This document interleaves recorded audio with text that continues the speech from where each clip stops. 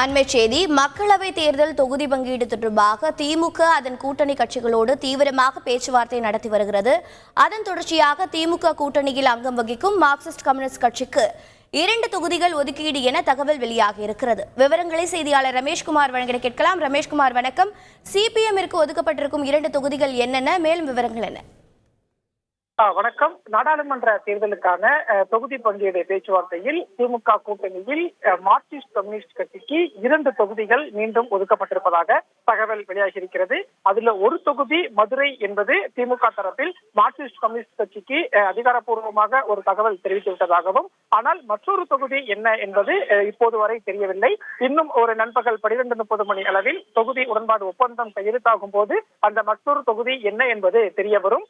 இன்றைய தினம் பொறுத்தவரைக்கும் மார்க்சிஸ்ட் கம்யூனிஸ்ட் கட்சி, இந்திய கம்யூனிஸ்ட் கட்சி, அதே போல மதிமுக என 3 கட்சிகளுடனும் திமுக தொகுதி உடன்பாடு ஒப்பந்தத்தை கையெழுத்து செய்கிறது.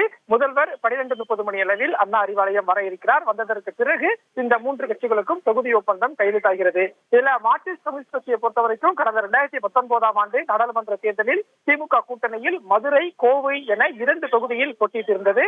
ஆனால் வரக்கூடிய தேர்தலில் கோவை தொகுதியை மற்றொரு கூட்டணி கட்சிக்கு திமுக ஒதுக்குவதற்கு திட்டமிட்டிருப்பதால் இந்த மார்க்சிஸ்ட் கம்யூனிஸ்ட் கட்சிக்கு மதுரை தொகுதியை ஒதுக்கிவிட்டு கோவைக்கு பதிலாக மற்றொரு தொகுதி, அதாவது மயிலாடுதுறை, கடலூர், தென்காசி ஆகிய 3இல் ஒரு தொகுதியை ஒதுக்கலாம் என்று சொல்லப்படுகிறது. இந்த உறுதிப்பட்ட தகவல் 12:30 மணிக்கு தொகுதி ஒப்பந்தம் கையெழுத்தாகும் போது தெரிய வரும். தகவல்களை வழங்கியதற்கு நன்றி ரமேஷ். செய்திகளை உடனுக்குடன் தெரிந்து கொள்ள உடனே சப்ஸ்கிரைப் பண்ணுங்க.